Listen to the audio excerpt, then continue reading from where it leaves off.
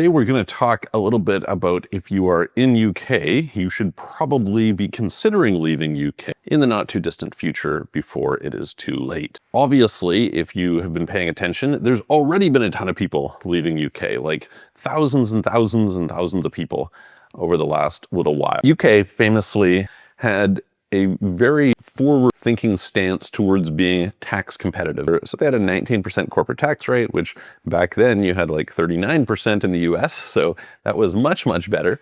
It was below the EU average. You have pretty good ease of doing business in the UK, pretty good payment processing, not totally insane bureaucratic filings like you get in some in the EU countries.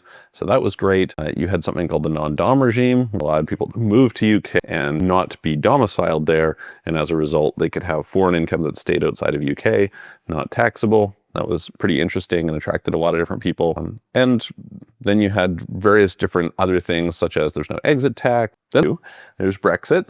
Not really great for UK so far anyway. And they started down this path, which included some raising taxes. Corporate tax went from 19% to 25%, some other taxes going up, and they got rid of this non-dom. Now, that specific thing has led to a lot of people leaving UK. However, that is not where it ends. There are two things, I think, going on in UK that you should be fairly concerned about as somebody there. So the first one is, for the longest time and up to the present, if you decided, okay, great, I'm going to build some wealth here, I'm going to get things going, and at some point in time, I will take off, I'll move to some other country. And when I do, there's no exit tax under certain circumstances.